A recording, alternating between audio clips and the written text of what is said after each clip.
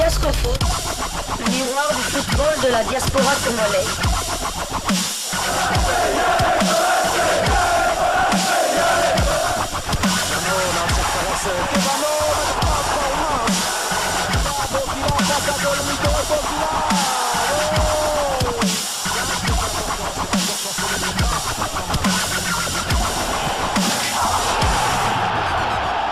Diascofoot, le miroir du football de la diaspora congolaise.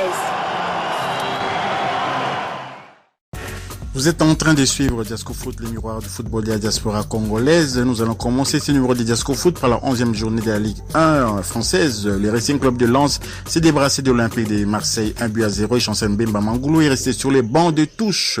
L'Olympique de Marseille est 10e de la Ligue 1 avec 3 victoires, 4 nuls, 4 défaites, 12 buts marqués, 13 buts encaissés. Chancel Mbemba et l'Olympique de Marseille toujours en Ligue 1 à un temps de jeu de 1483 minutes, 3 buts marqués sur 1672 minutes possibles, 16 matchs joués sur 17 matchs possibles. Place donc à la trêve internationale pour le compte de la première journée des éliminatoires de la Coupe du Monde Zone Afrique. Dans le groupe B, la RDC va recevoir la Mauritanie le mercredi 15 novembre 2023, 17h de Kinshasa, 18h heure de Lubumbashi au stade des Martyrs de la Pentecôte. 11e journée également de la Ligue Portugal Win. Arouca a été défait 0-1 par le Sporting Club de Braga. Simon Banza était titulaire, il est sorti à la 46e minute de jeu. André Boukia, par contre, n'était pas sur la feuille de match. Le Sporting Braga est 4e de la Ligue Portugal avec 7 victoires, 2 nuls, 2 défaites, 30 buts marqués, 18 buts encaissés.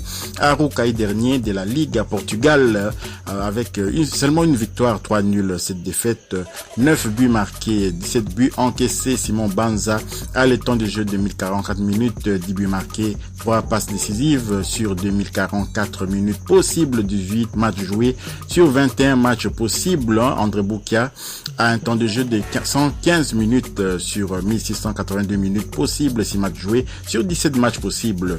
Et maintenant, c'est une fois de plus, place à la trêve internationale, toujours pour le compte de la première journée éliminatoire de la Coupe du Monde Zone Afrique, et Coupe du Monde 2026 qui aura lieu du côté des États-Unis, du Canada et du Mexique. La RDC recevra la Mauritanie. Donc là, on vous rappelle une fois de plus la date, le mercredi 15 novembre 2023, 17h heure de Kinshasa, s'il vous plaît, 18h heure de Lubumbashi, au stade des Martyrs de la Pentecôte. Bien entendu, donc le prochain match de Arouca en Ligue à Portugal, Betclic, excusez-moi, je disais Bouin, 4e journée va concerner la 4e journée de la Coupe du Portugal. Ils vont se déplacer du côté de Boavista. Donc Boavista va jouer contre Braga et le dimanche 26 novembre 2023, 21h heure de Kinshasa, 22h heure de Lubumbashi à l'estade municipal d'Arouca.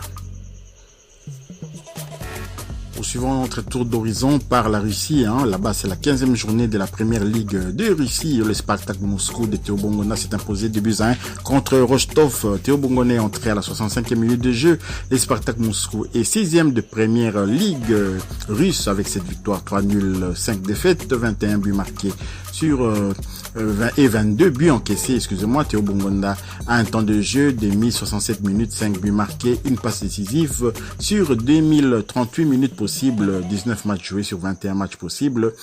Et donc, lui également, il est concerné par la trêve internationale. Vous savez, les fameux matchs RDC contre la Mauritanie. Donc, Théo Bongona, comme vous le savez, à Moscou là-bas, c'est bientôt la trêve hivernale. Et cette trêve hivernale est assez longue. Donc, Théo Bongona sera vraiment disponible beaucoup plus tôt pour les Léopards de la RDC pour préparer cette Coupe d'Afrique de la CAN 2023 qui aura lieu du côté de la Côte d'Ivoire, vous savez, entre janvier et février 2024. Donc, voilà les résultats du Spartak de Moscou, c'est qui concernait la 15e journée de ce championnat. Je rappelle encore le score. Le Spartak de Moscou s'est débarrassé de Rostov par 2-1.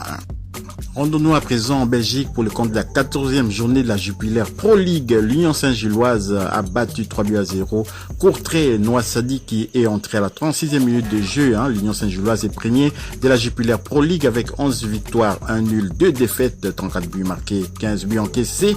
Noissadi qui a un temps de jeu de 938 minutes et une passe décisive sur les 1825 minutes possibles. 19 matchs joués sur 19 matchs possibles. Il est titulaire, donc il joue tous les matchs. matchs. Pour le moment, il a joué tous les 19 matchs de la formation de l'Union Saint-Gilloise. Le prochain match de l'Union Saint-Gilloise en Jupiler Pro League va concerner la 15e journée et la Gantoise va recevoir l'Union Saint-Gilloise le dimanche 26 novembre 2023, 13h30 heure de Kinshasa, 14h30 heure de Lubumbashi au stade de Artevelde.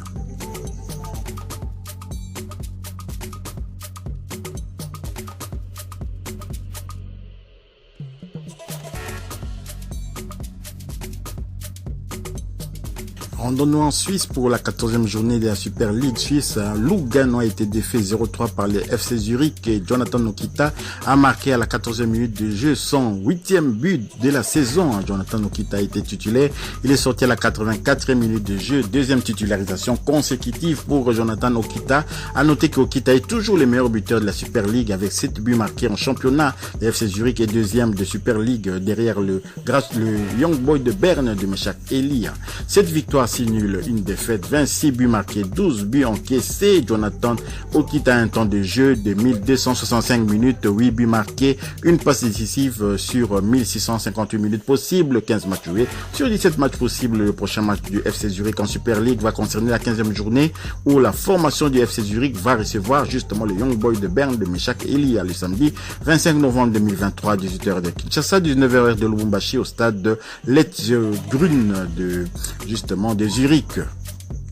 Parlons maintenant d'un autre international congolais.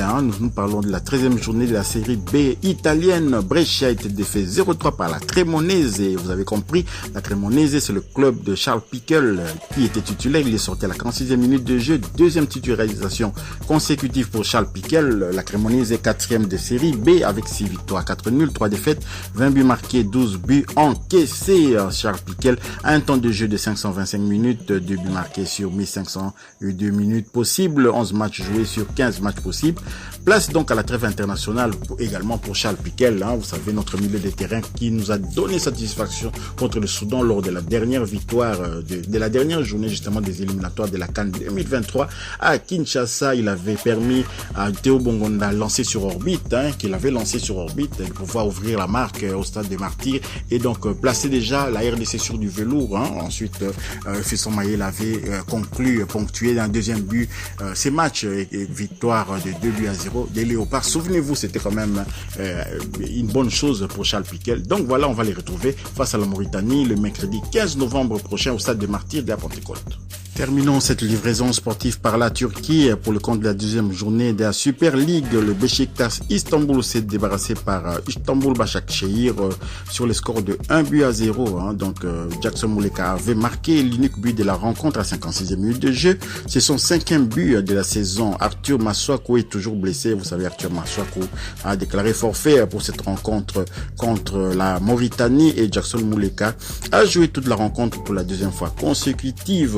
Beşiktaş est 4e de la Super League turque avec cette victoire à nul, 4 défaites, 18 buts marqués, 14 buts encaissés. Arthur Masuaku a un temps de jeu de 1105 minutes, 2 passes décisives sur 2138 minutes possibles, 14 matchs joués sur 22 matchs possibles. Jackson Muleka a un temps de jeu de 1304 minutes, 5 buts marqués sur 2138 minutes possibles, 19 matchs joués sur 22 matchs possibles.